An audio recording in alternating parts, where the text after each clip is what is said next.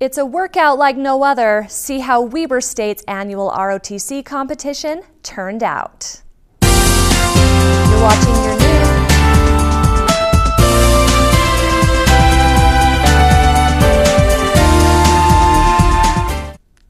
Hello and thanks for watching Weber State News. I'm Shay Baker with today's headlines. We begin with record-breaking numbers. Weber State's enrollment numbers have grown for the third year in a row, up 6% from last year. For the first time, more than 24,000 students are enrolled. Weber's business students are among the best of the best. The Princeton Review just listed the John B. Goddard School of Business as one of the top 300 business schools in the nation. Weber State has been honored 3 times before. A professor in the Computer Electronics and Engineering Technology Department, or CEET, here at Weber State, is used to overcoming personal challenges. Our own John Caple tells us how what some might call a disability is no object for Dr. Bill Clapp. I went to the disability office to the HR director and asked the HR director, "What am I to do, Stan?" Dr. Clapp, an experienced engineer, was worried because he was losing his vision. Weber State's HR director, who recently passed away, instantly put his worries to rest. Stan had the courage to look me in the eye and say, "Bill, we didn't hire you for what you see, we hired you for what you know." Dr. Clapp knows plenty. He led the team of engineers that designed this remote control hovercraft. It serves as a target for military planes in training, and the Air Force may use it permanently if it continues to meet their criteria. What we want to do next May is demonstrate to the Air Force that we can travel at 70 miles an hour. Dr. Clapp is confident his team will meet their goal. A simple look around his office shows signs past success, like his first project at Weber State, a satellite that boarded the space shuttle. He says his team will have to overcome some challenges with the hovercraft, but for Dr. Clapp, it's just another day on the job. You can be blind and still be an engineer. The Air Force will run tests on the hovercraft project next spring. Stay tuned to Weber State News. We'll keep you informed on the latest. It might be easier to graduate from high school if you live in Ogden. The Ogden City School District may decrease the number of credits required to graduate from 27 to 24. School officials will vote on the change next month. The unemployment rate in Utah has jumped. Unemployment in September rose to 7.5%, up from 6.7% last year. Economists say unemployment numbers will not pass 8% and that Utahns are still well below the national average. Weber's ROTC hosted their annual Wildcat Challenge on Thursday. Officials say it's a great way to train.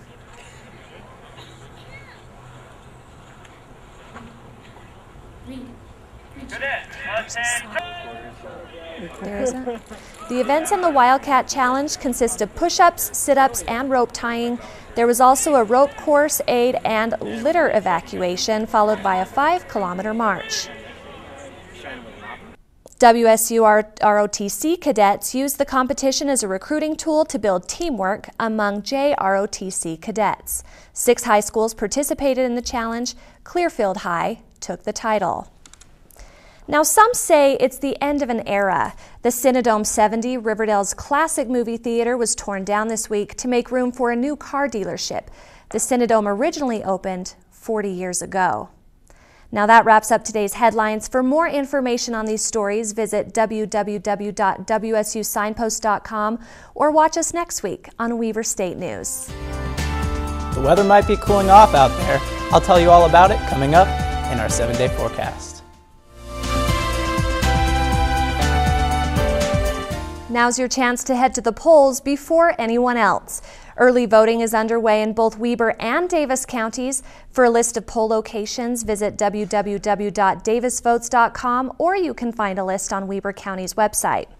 Now, I've heard that the weather might get a little ugly and it might cause some problems for those voters. So, John, Coyle, tell us, how will that go? Well, Shay, tonight there will be a full moon, October 22nd, Friday. It'll be full at precisely 7:36 p.m., but I'm sure it'll look great all night.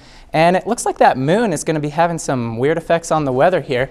We can see on our national map throughout the northeast. It's been cooling off here and also in the northwest over there. Stayed pretty warm throughout the Midwest and the South, but it's always warm in the South. And now for some local weather. We can see on our Utah map here, we have had some precipitation in the east, but the rest of the state's been pretty dry. Here in Ogden, we have a high of about 62 today, low about 43. Got chance of showers later tonight, but we already know today's weather. All we have to do is look outside. So let's talk about our 7-day forecast. We see that tomorrow we have a high of 55 and a low of 43, excuse me, with a chance of showers. Sunday, another high of 53, 42 is the low, 48 and 36 on Monday. Tuesday, we may be graduating to some snow. High of 48, a low of 34. Wednesday, another high of 48 and a low of 34.